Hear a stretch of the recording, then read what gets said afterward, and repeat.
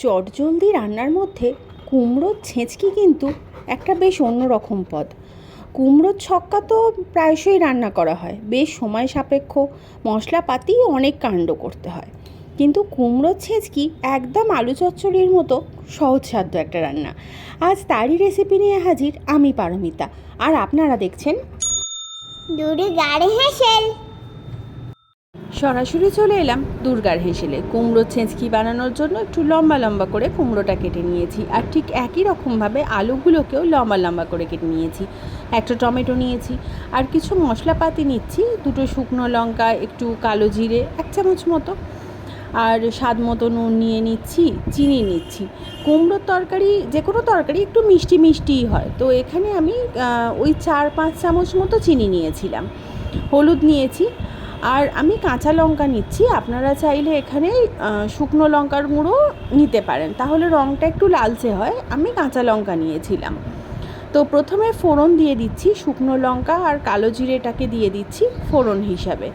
যখন ফোড়নটা রেডি হয়ে যাবে সেই সময় কুমড়ো আলু এটা ভেজে নিতে হবে।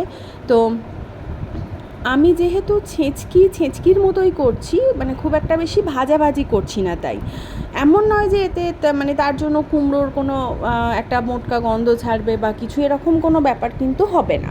এবার তো অনেকে কুমড়ো একটু বেশি ভেজে রান্না করেন, তো সেক্ষেত্রে আপনারা তেলের পরিমাণটাও একটু বেশি দিতে পারেন, কুমড়োটাকে আগে একটু ভেজে নিতে পারেন, তারপর আলু দিতে পারেন, এভাবেও করতে পারেন। কিন্তু আমি চাইছি আলু চচ্চড়ির মতোই খুব সিম্পলভাবে রান্নাটা করতে, মানে যেভাবে সবসময় করি, তেল মশলাপাতিও খুব কম, তো সে কারণেই এইভাবে করা। তো আলু আর কুমড়োটা দিয়ে খানিকটা নাড়াচাড়া করে নিচ্ছি।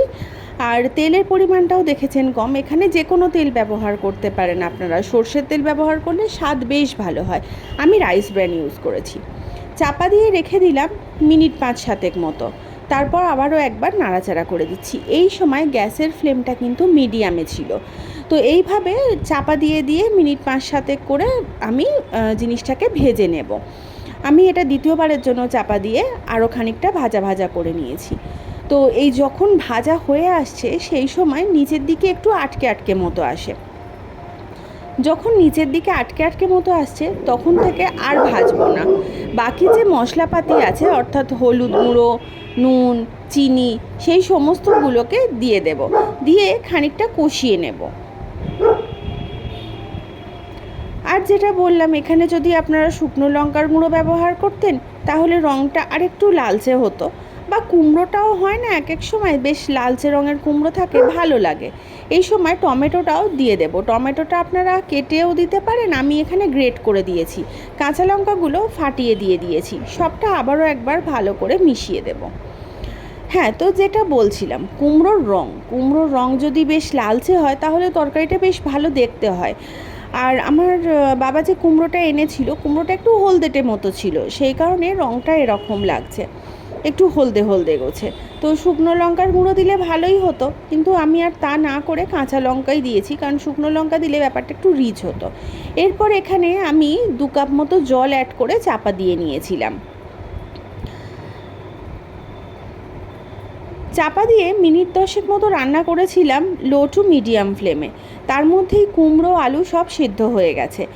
এরপর আমি গ্যাসের ফ্লেমটাকে হাই করে দিচ্ছি, দিয়ে জলটা একটু কমিয়ে নেব। আমি এখানে তরকারিটাকে একটু মাখা মাখা গোছের করে নেব, কাদা কাদা গোছের হবে, যেহেতু কুমড়ো তো ঘাঁটা ঘাঁটা হয়ে যায়। আপনারা চাইলে ঝোলঝোলও পরিবেশন করতে পারেন, আবার মাখা মাখা করে এরকম শুকনো মতোও করে নিতে পারেন। আর এটা রুটি, লুচি দুটোর সাথেই চলতে পারে, পরোটা। তো বাকিটা আপনার ইচ্ছা, যেরকমভাবে আপনি খেতে চাইবেন। সেদিন তো আমি লুচি দিয়েই সার্ভ করেছিলাম।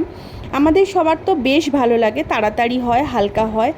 আপনারা একদিন বাড়িতে ট্রাই করুন আর আমাকে জানান যে কেমন লাগলো। আজ তবে আসি, দেখা হবে নতুন